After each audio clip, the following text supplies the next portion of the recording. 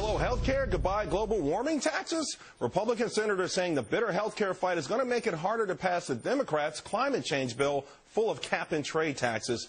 Matt, you think that's good for the economy? I think it's actually really good for the economy because for once we can stop spending. This health care bill is the only good thing that I can see that came out of this at this point. We're spending trillions on that. Now we're not going to spend on the cap-and-trade because if that gets passed, Charles, that means higher taxes. That means more struggles for our manufacturing, which is always struggling in this country versus some foreign competitors. So the fact that we're probably going to be at a standstill in this Congress and Senate right now into next year on cap-and-trade is great for the economy. Ben, you agree with that? If we get rid of cap-and-trade or we just avoid the whole thing altogether, it'd be good for the economy?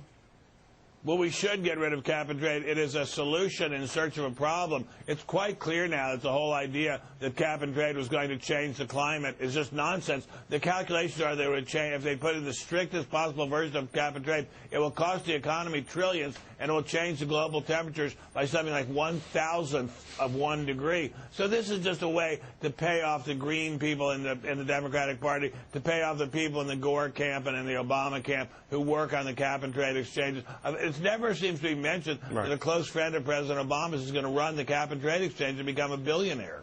Adam, what do you think about that? Well, most reasonable people I talk to don't like this legislation. Interestingly, it's not the Greens who actually like it the most. It's the polluters who like it the most because the way the legislation is crafted right now, they're going to get a big gimme at the front end of this. So I wouldn't be so quick to predict, by the way, that this thing is going to fail. It's an imperfect piece of legislation, just like the health care bill, that may also pass for some of the reasons I was talking about. You know, Joe, this cap-and-trade thing, though, I don't know if there's any public support for it at all. No, absolutely not. The problem here is that the House of Representatives, in the depths of a recession, went ahead and forged a bill anyway. It's not going to go away. They have this majority, and as long as they have it, they're going to try to wield it.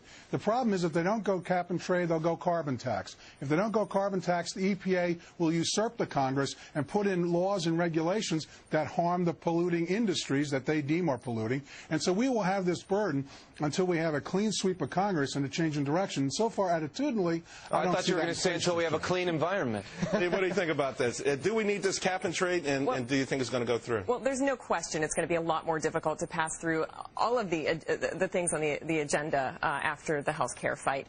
But cap-and-trade, specifically, you've got some different opposing forces that are actually united against this, which makes it even more difficult. You've got senators from coal-producing states that are Democrats, along with every single Republican who's going to fight this. So I think it's going to be hard. I think it's also going to be hard because we've got other things to deal with, like financial reform. What about jobs? You know what? Actually, no. I think that the cap-and-trade bill. I mean, you know, there is a possibility of job innovation from the bill. I mean, and losing jobs in the coal industry. So you're going to create jobs, lose jobs. But our government needs to really take a step back, and they need to look at consumers. Consumers now in the United States are spending money that they have. We do not have any more money in the government. We cannot keep passing more bills that cost us more money. All righty, guys. Well, I don't think we need to add to that. I agree. Okay, now forget about all those